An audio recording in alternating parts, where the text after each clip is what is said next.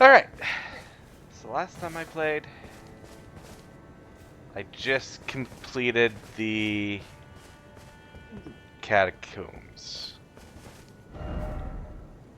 And that was part of my venture of trying to get up there. 'Cause I am horribly lost.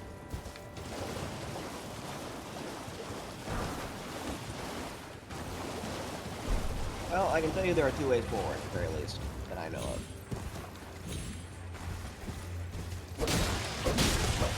Oh, you're trying to get there? Yeah, I think I'm trying to get up. I think. Okay. I can say definitively, to my knowledge, there is strictly one way to get to that plateau directly above you that you looked at on the map. Yeah, I'm assuming that I go right through the woods, and I think I could get into that tower and then up. No, you're gonna have to go through a dungeon. A legacy dungeon. Oh, a legacy dungeon? One of the big boss dungeons. Oh, okay.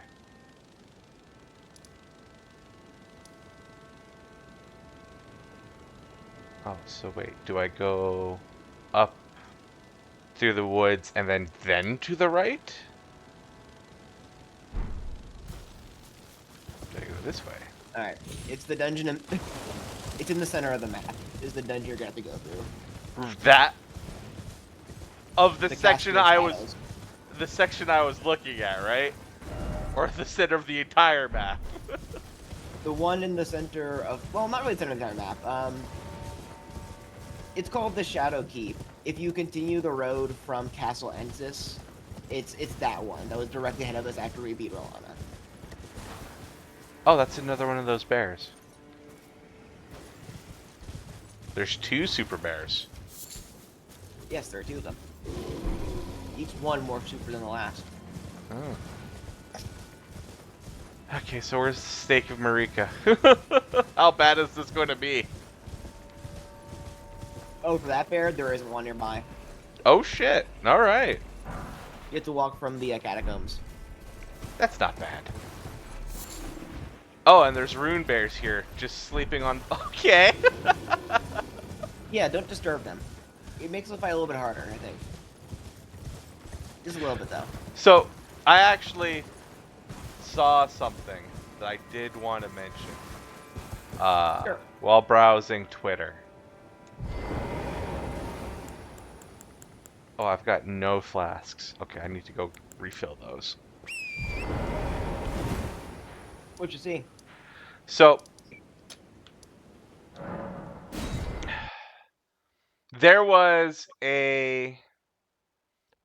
just because the back and forth over the difficulty of the DLC is still raging intently, of people saying the DLC is not too hard, it's just a bunch of casuals or tourists where Elden Ring was their first Souls game, so they're not familiar with how the Souls series actually is. And the example that they used was from Dark Souls 1. I can't remember if the particular run back that they used was for the Chaos Tree or the witch boss that guards it.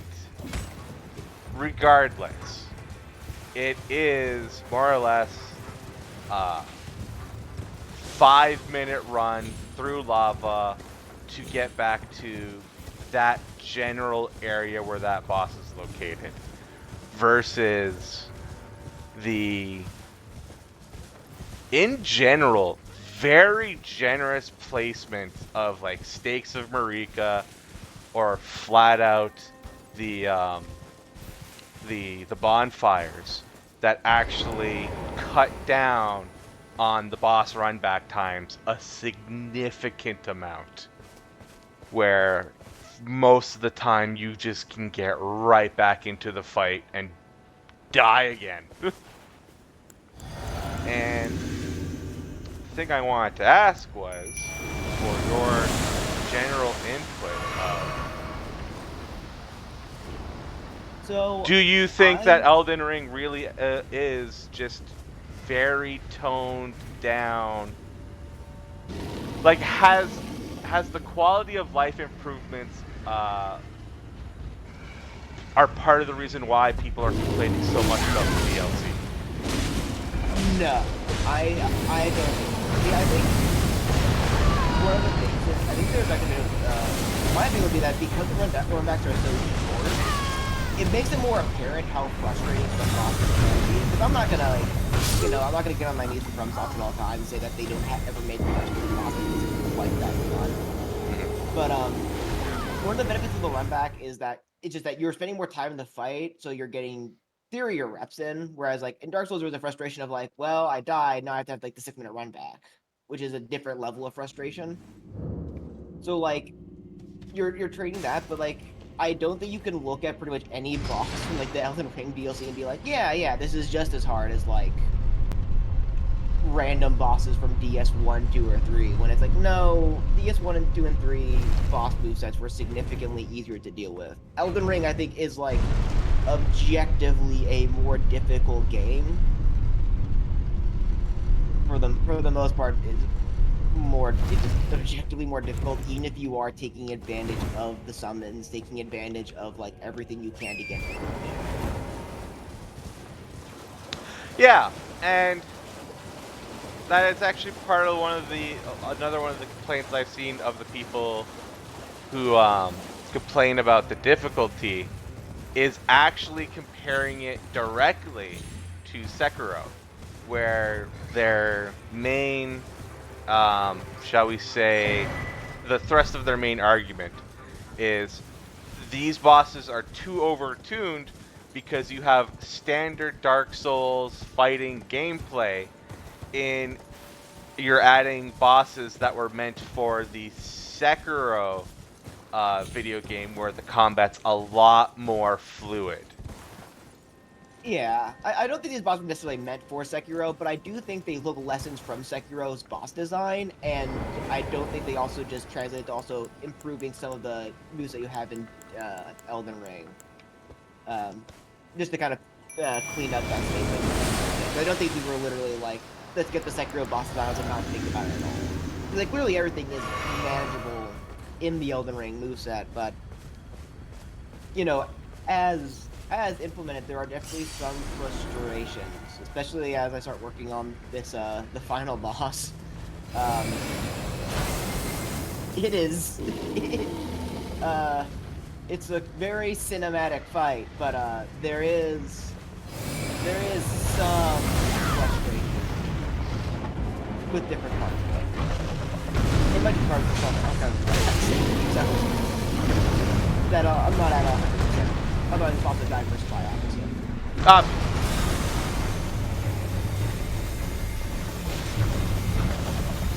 How could it not?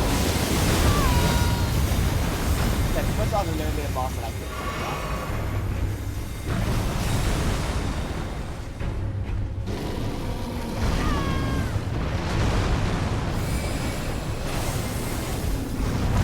It's basically a baby game for babies. Like, exactly. The original Mario. Yeah, this is just Mario's. Yeah. I remember, yeah, they're both platformers. Like, what else do you want?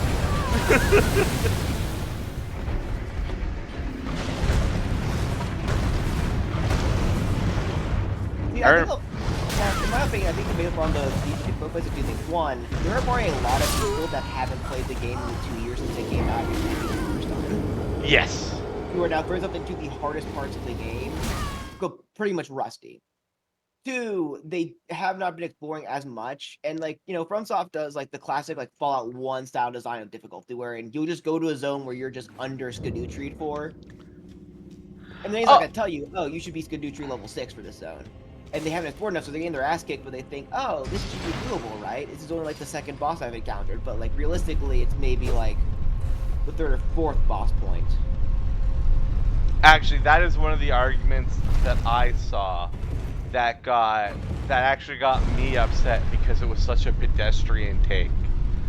Where the argument was the fact that you need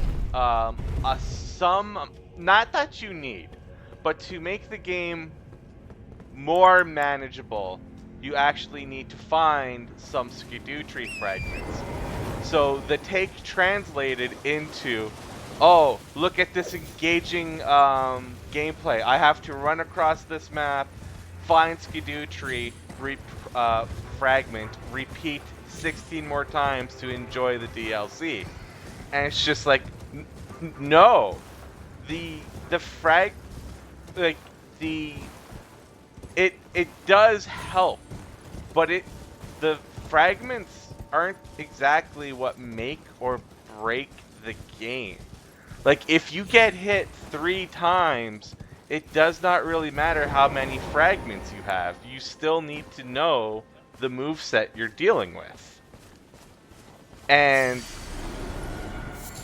you're complaining like the criticism legitimately complained about there being an active encouragement to exploring the map, which I fundamentally do not understand how you can complain. And leveling up in that RPG, never. Right, and it's just so weird that would even be considered any kind of argument, positive or negative.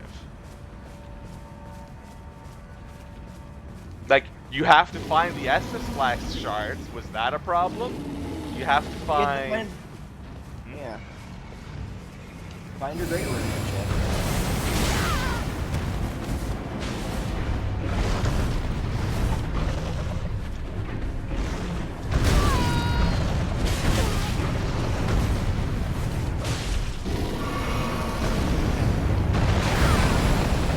Yeah, I don't know. People are weird. The point was that there were just so many skidoo tree fragments that like it gets kind of annoying to ignore. And they're like sometimes in weird places, like some of them are held by random pot nobles in like a random area somewhere. Like if they were always at like little mini shrines, something like someplace like a physical marker that indicates, oh, I see that on the hill. That should be a skidoo tree fragment. Then I think that would be a small thing that could have been improved upon, like after where they're located. Yeah. Like the idea of having to like search the map to find them would be about finding them. But that's not the argument for getting things like it's a bad mechanic by like. I mean, it's actually just a great way to like balance the DLC without like fucking up the balance of the main game. Or giving it also giving time to beat the game. Yeah. Because like they've already done the hard part of how like we want this game to fit our story, so we're going to you gotta kill Moog. Like we can't get around that. But here we're not going to make it so egregious that just because you didn't beat the game, we're going to deny you this DLC. Like you can get, well, as you know, you just did it. You can get to Moog pretty quickly. Like, I believe he was my second great room after Radon. Really? Yeah. You did Radon and yeah. Godric did Radon. I literally legitimately did.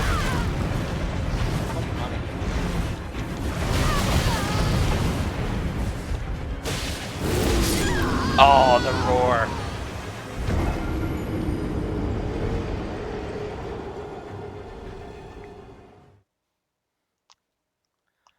So, it's just...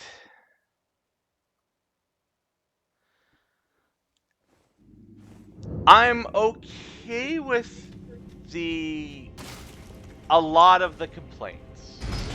I can sit there and honestly say, okay, depending on what you enjoy, your play style, whatever, and personal, like, there's no accounting for personal taste. It is what it is.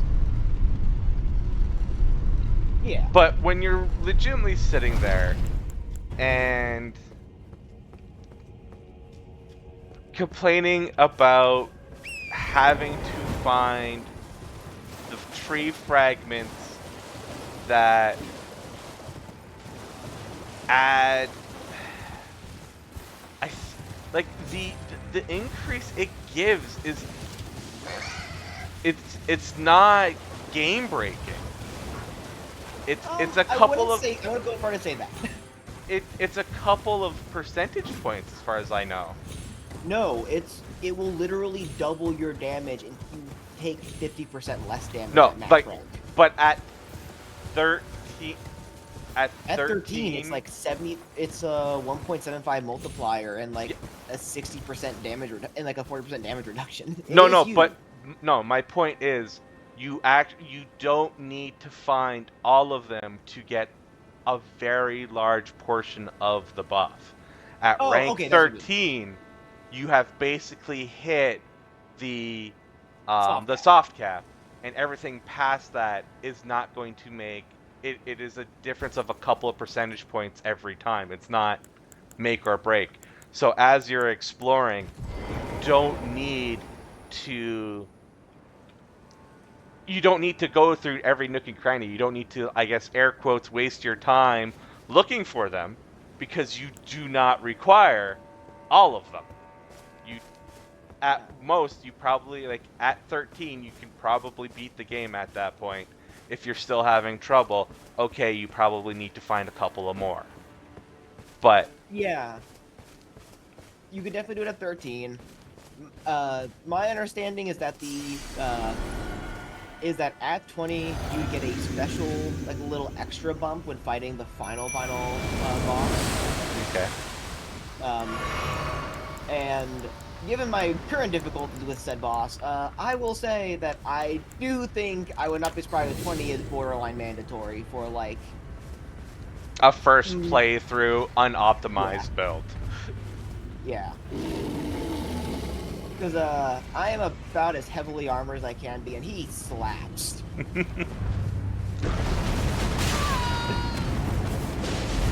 And I will not get started on the second page. I will. I will leave you to discover the bicycle noise of the song.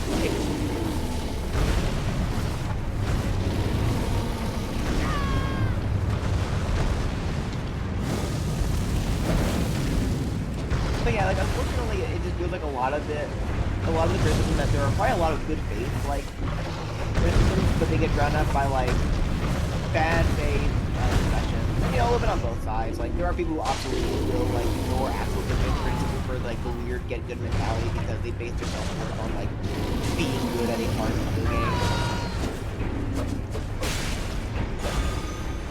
But like I do think the Delta Boys has been for complaining, and I think a lot of it is pretty unfair.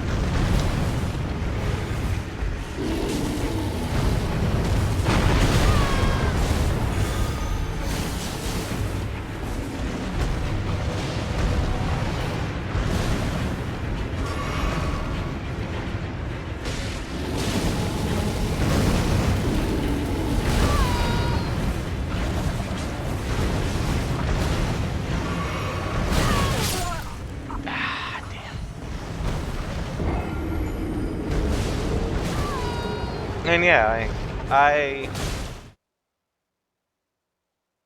I spent 3 hours on one boss, and I didn't feel like I was being treated unfairly because the everything was telegraphed. Everything was clear. Well, I will say the AoE fire, I still fundamentally don't understand that mechanic. I saw it 40 times or however many times, and I'm not still positive on how I needed to get around that. So that would be my only real major complaint, that for one fight so far things weren't I couldn't understand things as well as I needed to. Yeah, and I think that's going to happen. But considering I believe that boss is an optional boss, Yes, I do you, not think there's anything that compels me to fight him. so it's also something I kind of just did to myself.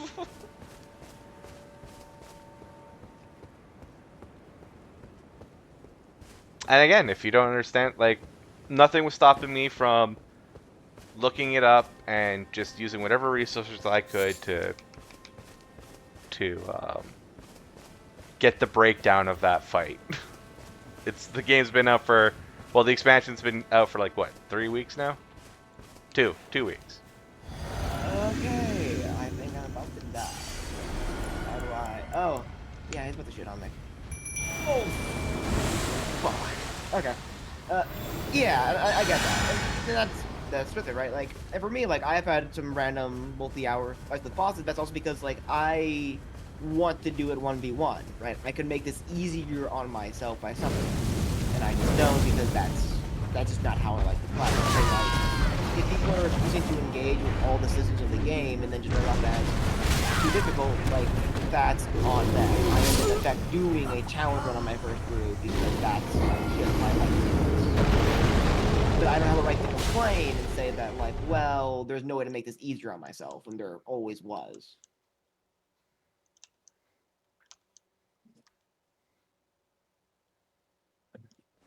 Like, there are entire videos on YouTube with hundreds and thousands of views that are incredibly popular that deal with nothing but other than how to exploit certain bosses, terrain, or mechanics to make a fight easier.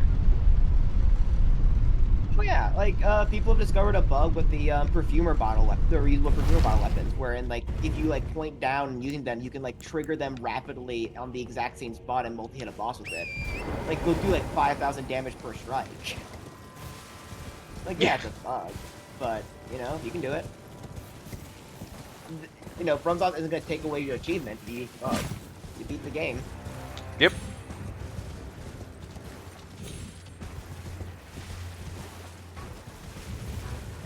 Actually, that was the second thing I noticed. I just realized after I was looking through it, yeah, the expansion actually does not have any achievements.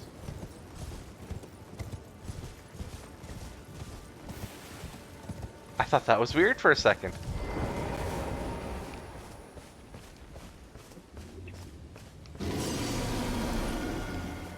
That is interesting.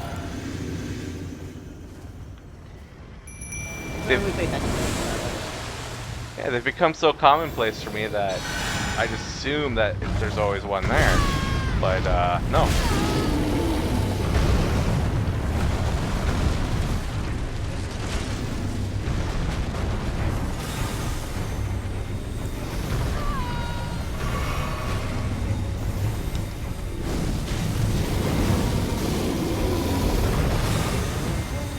Oh, I almost tried to, damn it. Stupid fight, ruining my joke. Tried to parry a grab.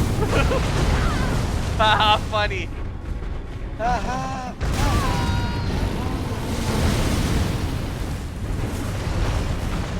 He did the thing.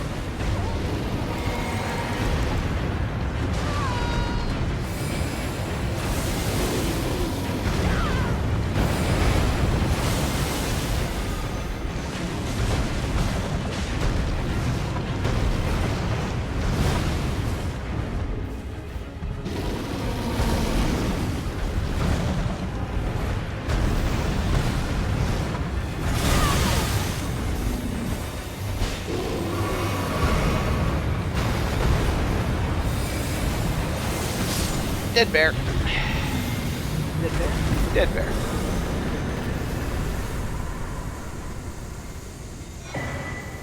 Roar of Regalia.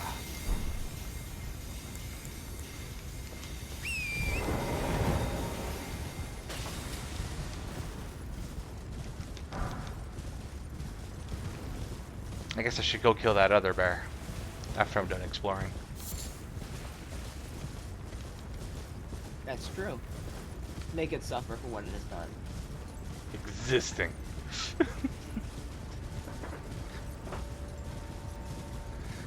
Always gotta be on the hunt for the next Dark Flame Dragon.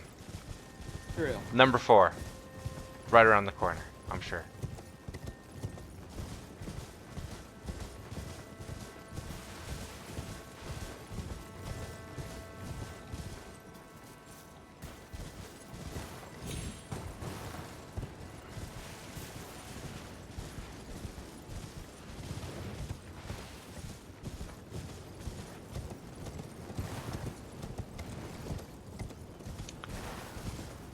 And I honestly feel like some of the complaints are coming from people who used very specific builds that made the game a lot simpler than what it should have been for them.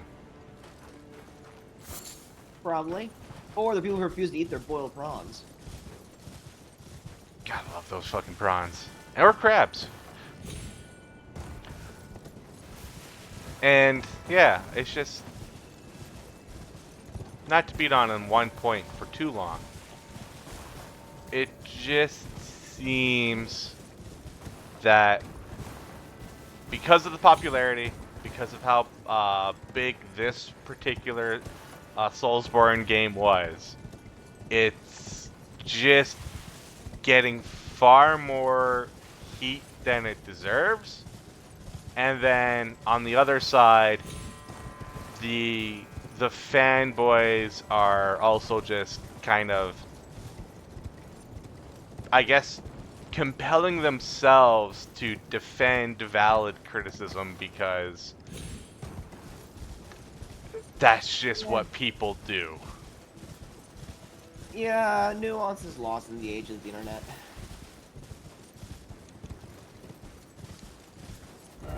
It really is. And it's a damn shame.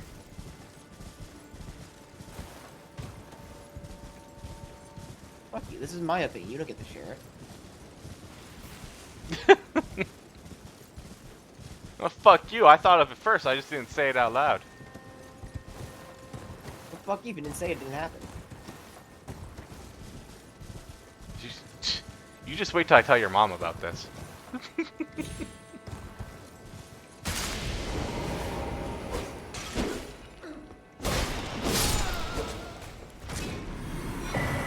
Fuck your grab. Fire Spirit Stone? That's new. Interesting. What is that?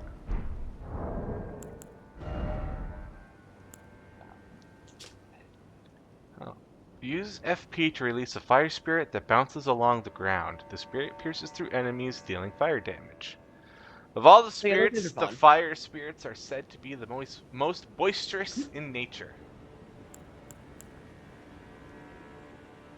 Nice. Oh, you said something? They're fun? Yeah, they're fun. They're fun to use. Just throw them around.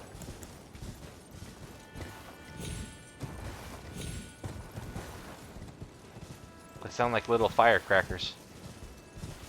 They are. You'll see them bouncing.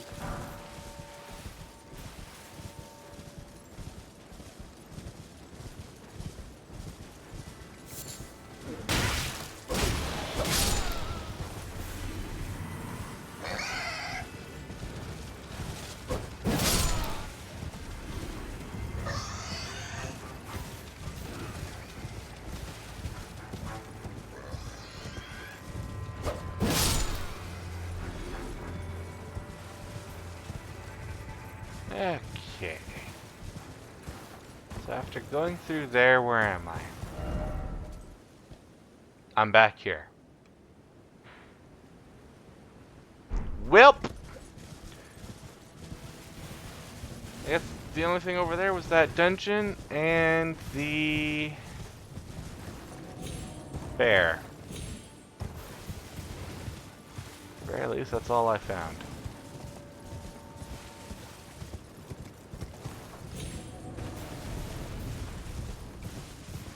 Such is life.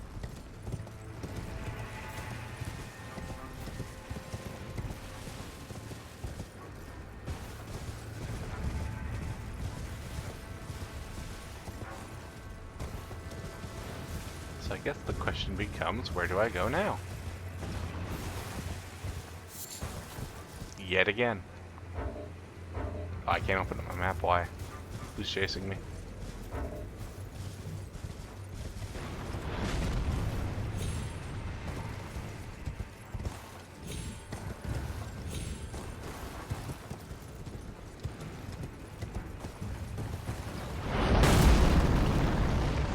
Oh, the giant's shooting at me. Okay. Does that always look like an eye? Is that where I came from? 1 second. Don't know.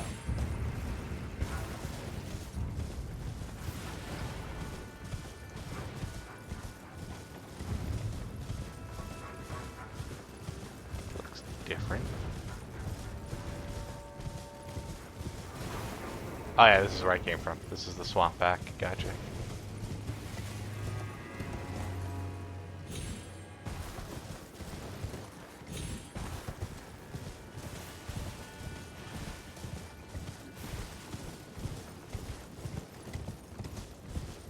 Oh, holy hell. Been a while since I've seen one of you.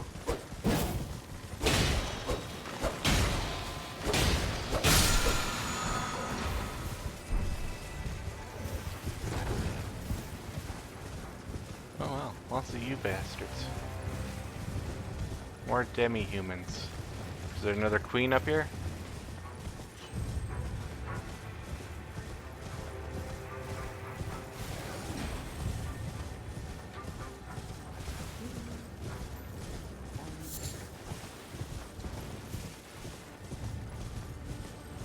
One, two, three, four, five. Unfortunately, it's one of those bosses where I have to just count out the attacks. Listen, at the very least you can do is, you know, throw in the fact that it's Mumbo number 5. That's true. Every boss is set to the tune of Mom number 5. I don't know if players who are listening to this know that.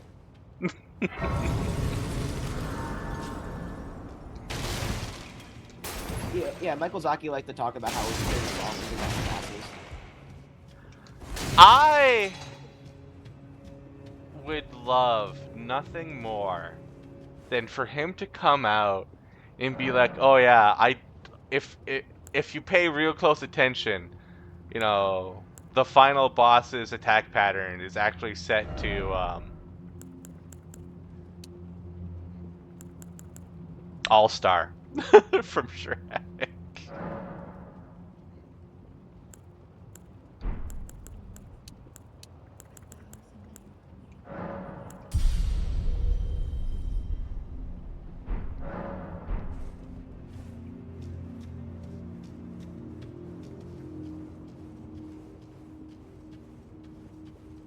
Oh, it's another forge. That's nice. Been a while. Okay. Hit them where they're weakest. Skadu Altos.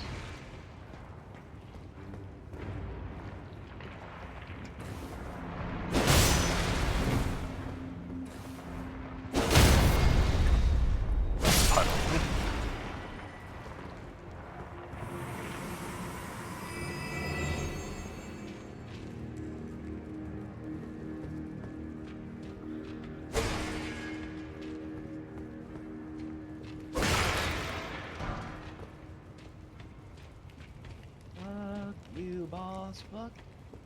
Woo!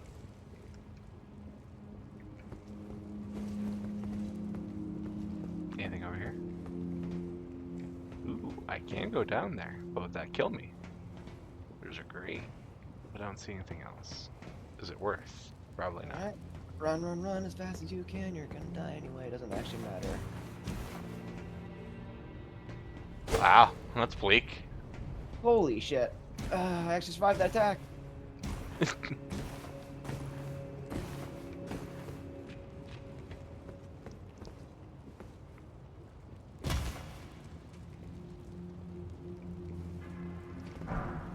No. But you really don't wanna. I got hit by the second grab. God damn it. Are you fighting something I'm familiar with? No. Oh, are you on the last boss? Yep. Okay.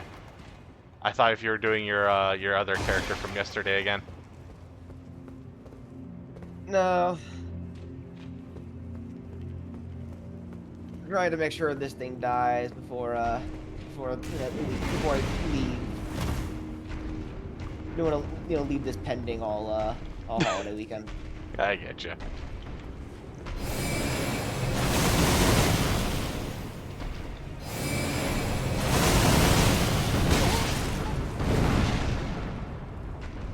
Oh shit!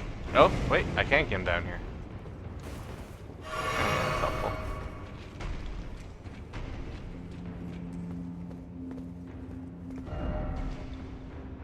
Seems familiar. Alright, so what do I do now? You're up there. Probably waiting for me.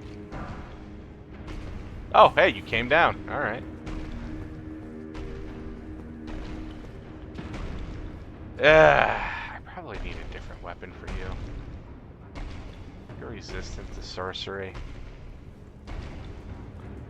To a ridiculous degree. I triggered the stagger on the phase transition. No stagger.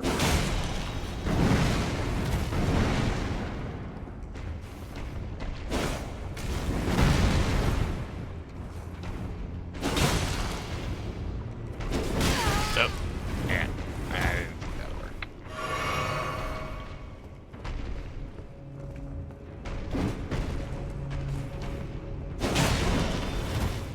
That should have hit me.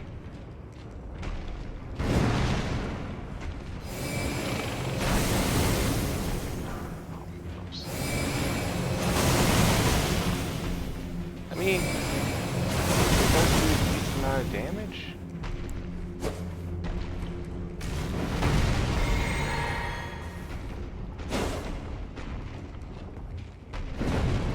I can just provoke your small damage. Yeah, like that.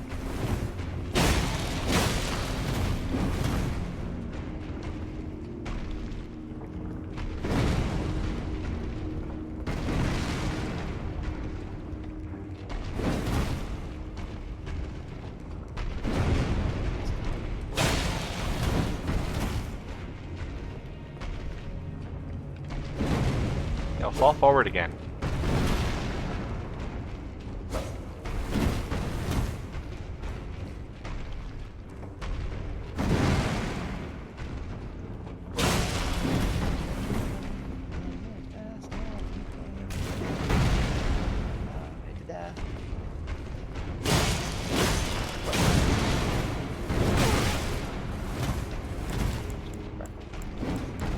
Would you rather die to life?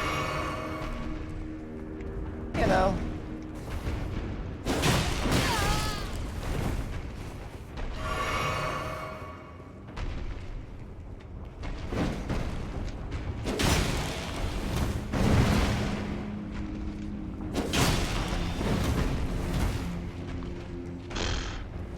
So we were playing about a boss. I will say this season is pretty fucking good. That's good. Something to look forward to.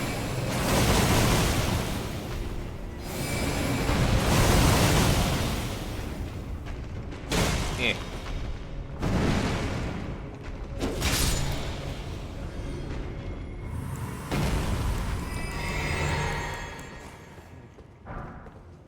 Smithing's doing. Oh, right. You can't grab ledges. Damn it. Motherfucker.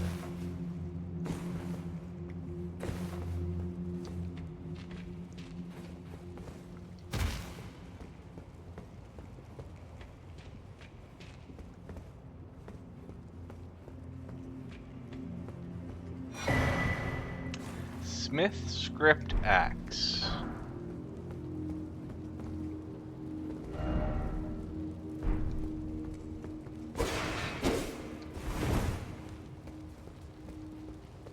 Oh, that was some bullshit.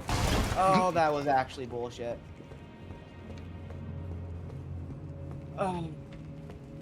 The boss has an impassable hitbox when they're floating in the air for a brief moment for a certain attack. And so as I was trying to run under them to dodge it, I was just ran into a fucking invisible wall. Oh, that was actually bullshit. That is the first death I'm genuinely like, that is not a skill issue. That is just fucking bad design. Holy shit.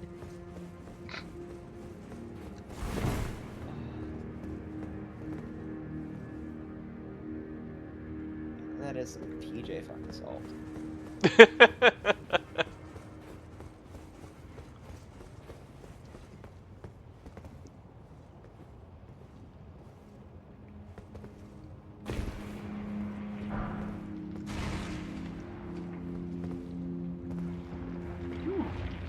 Oh wait, yeah, ceiling. Anything on the ceiling?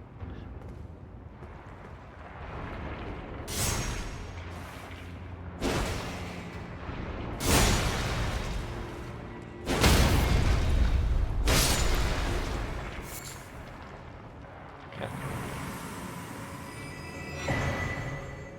Smith Script Great Hammer.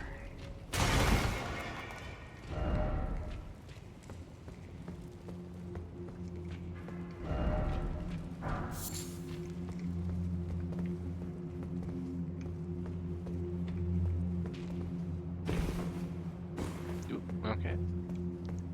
Up we go.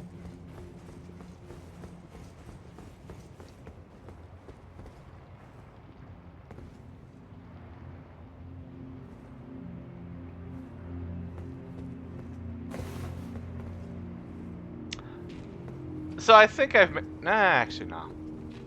No, I'm gonna backtrack on that one.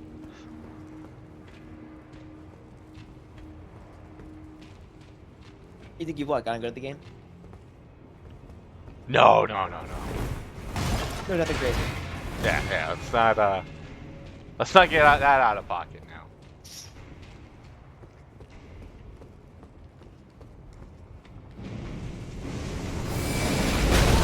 Oh, you have a projectile. Oh, you found the golem that pets his little slime pet. Yes.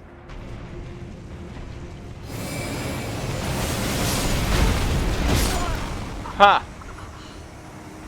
Oh, that's gonna be interesting. Oh, there's two of you. Oh, you spawn the slimes. Interesting. I'm gonna go the other way first. For no particular reason.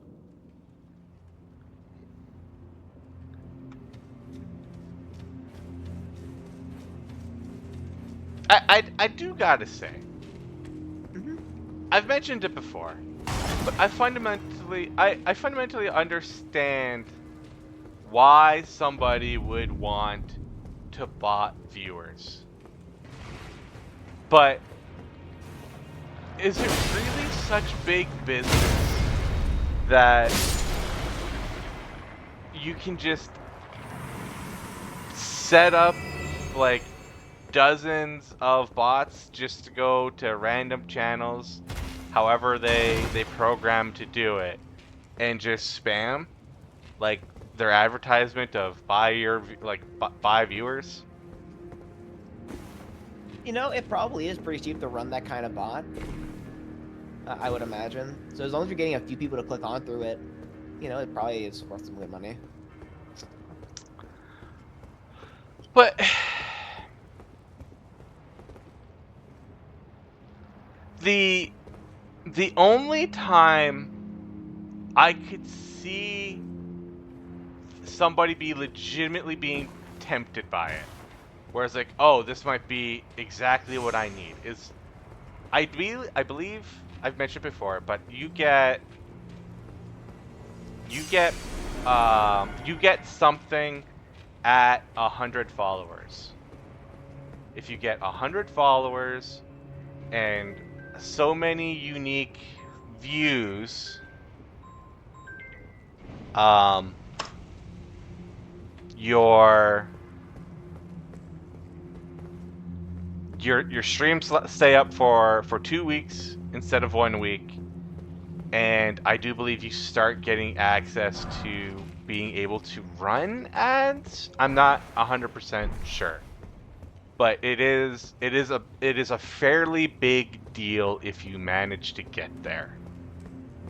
And I could see if you're sitting at like 95 and you've been sitting at 95 for however long, and you just turn around and say, oh, well, screw it. I'll just game the system and get the last push I need.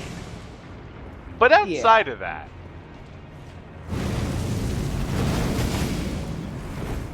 I can't see a very good reason. I don't know. It could be who start to think like, well, if I just do this jump start right now, I'll start making money immediately.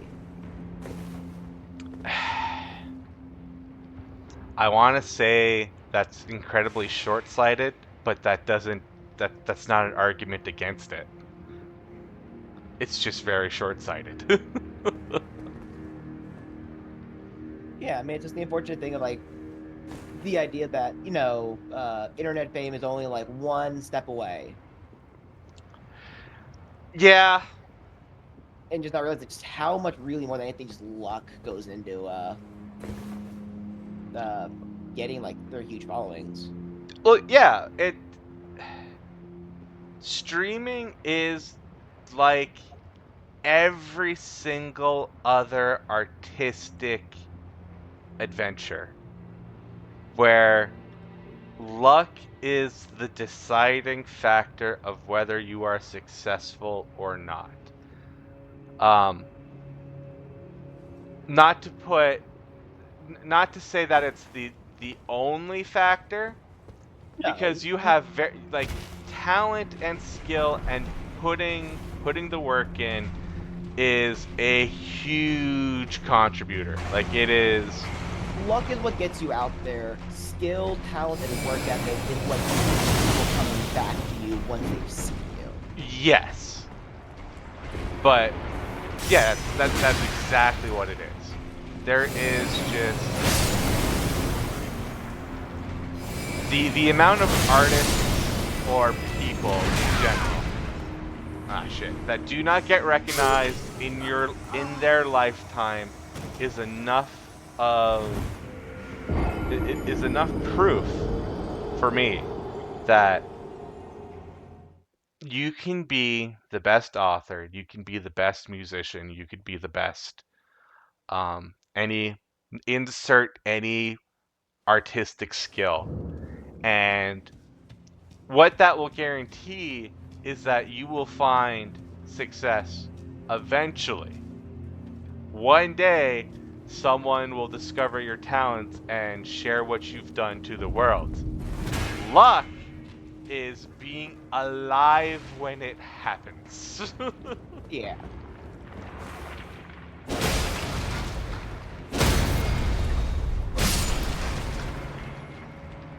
Always the fifth sword.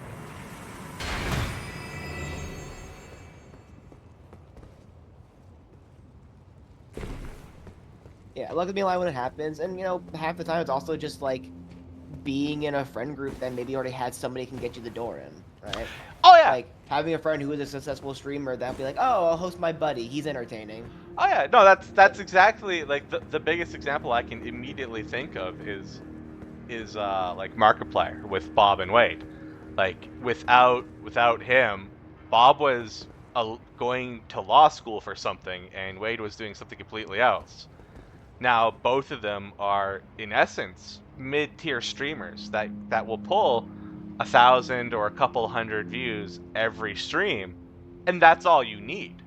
Like that's it. You've won. You're successful now. Congratulations. Yeah. Now, And if their audience completely stagnates, it probably won't be a lifetime thing. But as long as they can do something to at least slightly grow from there, like they got themselves like to the 90% mark, they need to fucking take it home. yeah, it's at that point it's just a matter of being consistent, having a schedule, and not doing what's... Oh. So, okay, let me finish the sentence of not screwing over your audience. With that said, have you heard of the latest crypto scam? No, which one is this? This is the Boogie 2988 scam. Oh, no. Scam. So he advertised a crypto market where he was selling a coin and to his audience. Well, it wasn't his coin, but he took an advertisement deal to basically advertise this crypto coin that was immediately pumped by the people coming in and buying it, and then the people who were in there on the ground floor sold it off and walked away with the money, and then left people with a useless coin. The same story, same thing Logan Paul did, same thing so many other people did, except now it's finally come back to Boogie 2988. Yeah.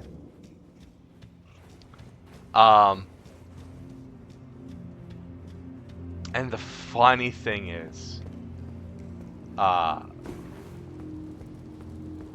there exists on Twitter a mega thread, like 14 or so posts long, of him basically talking to a person goes by the username of CoffeeZilla. CoffeeZilla is Oh, I know who Godzilla is. Yeah, I follow him enough.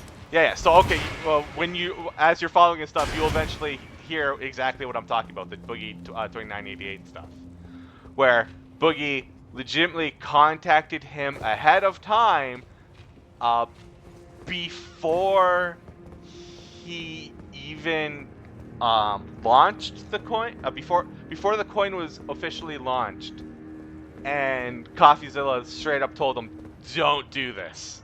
This is going to be bad. This is going to be a scam. Don't do this. For the love of God, don't do this to your audience." And Boogie's reply was, well, I already took the sponsorship and the money has already been spent."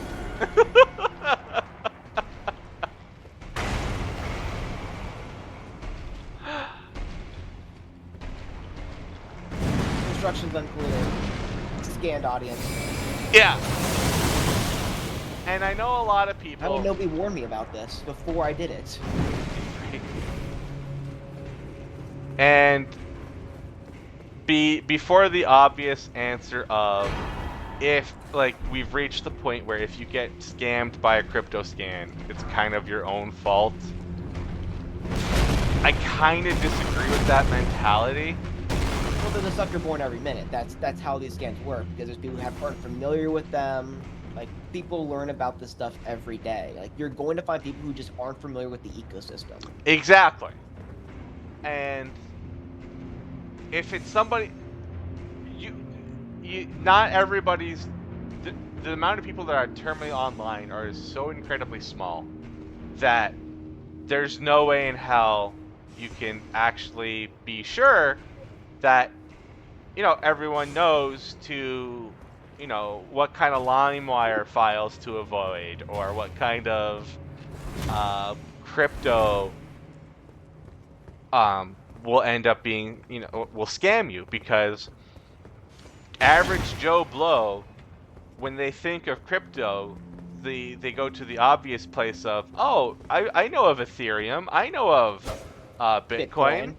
Like, those things, yeah, if I get in early, maybe it'll turn into one of those things, and, this is a great thing.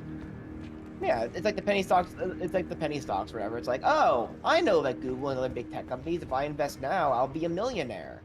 Yeah. It's evolved. If schemes that easy to break, Ponzi schemes, phishing letters, Nigerian prince scams would have died, decades ago. Yeah. But they work, and therefore. And so that's why Boogie is rightfully catching a lot of shit, because, well, yeah, he shouldn't have done it. Like, no ifs, ands, or about it. You shouldn't have promoted a freaking crypto scam. Look at my crypto scam. Buy J-Coin. Yeah. It's dirt cheap right now, but it's going to the moon. Totally gonna miss out. Yeah. You'll regret it. If you don't get it on the ground floor now, boy.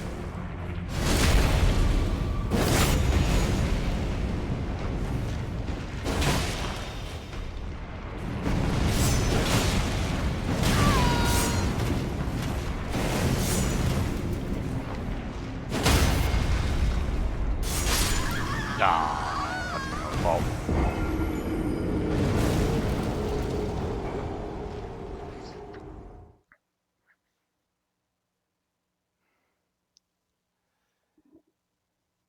But it's just, I don't know, man. It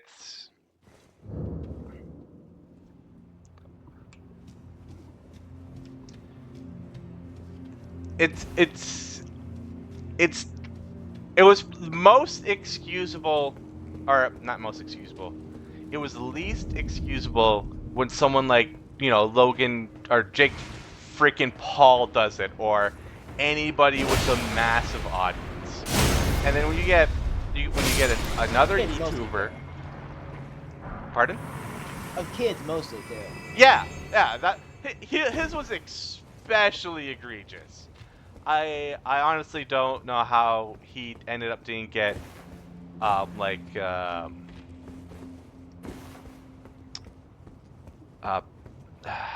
investigated by some sort of trading commission or federal agency or something for that shit. It's because crypto isn't considered a regulated security.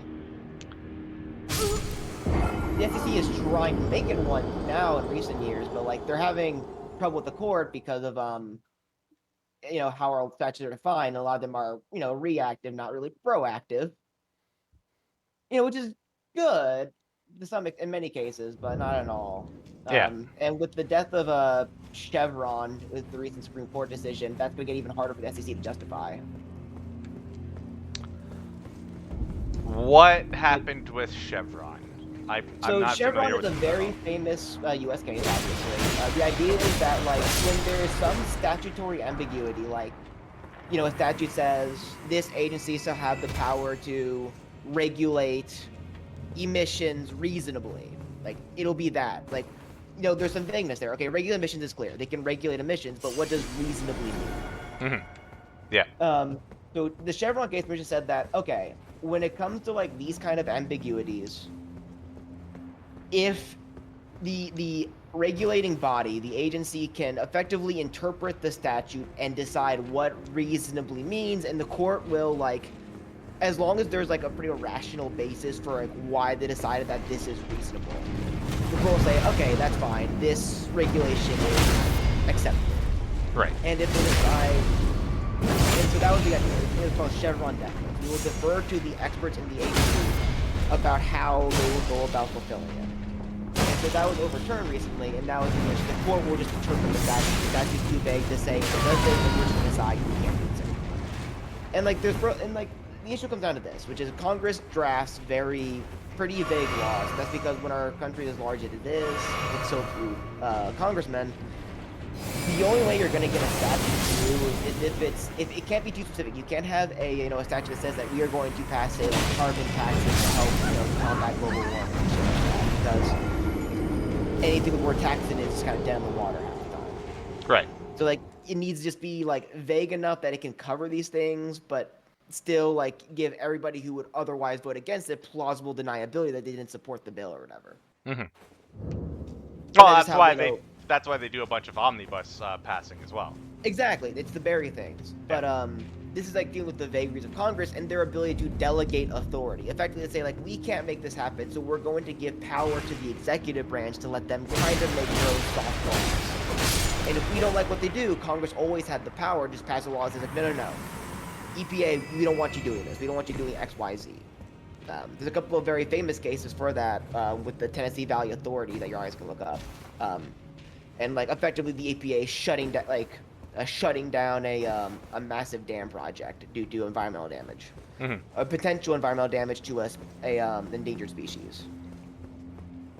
And so, like, with Chevron dead, it's effectively going to be a huge thing. The other part is that, like, this is a case that's, like, the bedrock of, like, 300 Supreme Court decisions and something like 10,000 Circuit Court decisions. Like, this is fundamental stare decisis. And so with that dead, like, it's going to be significant, and we're going to see a lot of regulation probably rolled back over the next few years. As companies get really aggressive challenging what were once supported decisions. Now, within the decision itself, the court has said that decisions previously decided for Chevron will stand, but it means that if they have been harmed by the previous decision, they can challenge it again because they weren't an original party. Right. So, like, we'll see what happens. Like, I'm a doomer about this kind of stuff. Like, maybe nothing will change, and the court will, like, ultimately decide that, yes, we have decided that it was a reasonable decision, and therefore it was a reasonable interpretation, and also will adopt the interpretation of the agency as being like its role as normal. If the court is now saying that it was ultimately our decision, we didn't have to defer. Hmm. Or, with a lot of problems like regulatory capture in various levels of the judicial system, we will see a lot of problems of, like, favorable rulings for, like, just removing a lot of regulation that was essential because, some industries just can't self-regulate. Tech industry. That's the big one my mind goes to. I don't trust Which one? tech industry. Yeah, tech industry can't self-regulate. The oil industry really can't self-regulate. The games industry can't self-regulate when it comes to, like, various exploitative practices. No. Oh yeah. Actually, on the games industry, there was a very pro-consumer move in China recently, surprisingly enough. Oh. And it was actually about gacha games. Because the government there realized how addictive and how basically a bunch of gacha games, if left unregulated, are nothing more than Skinner boxes. And Yeah, pretty much. so they actually made a ruling that what can or cannot be inside a gacha game, and there are things like the legislation basically targets things like FOMO, daily sign-ins, so that it can't become habit forming. Login The, streaks, I guess. the step up rewards, where every time you spend, it unlocks a new tier of bonuses, and Interesting. something else. And yeah, they basically just said, no, you can't do this shit anymore. And yeah, like, reading that, it really just seems like a very solid consumer, like, pro-consumer move. Yeah, that makes sense to me.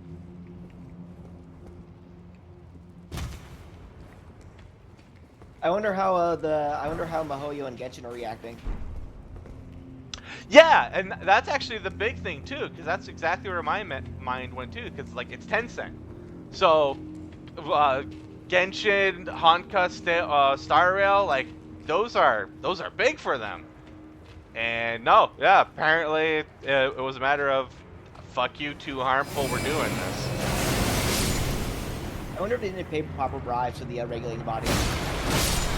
Well, for all of President Xi's faults, I do think one of the things he's known for is going after corruption.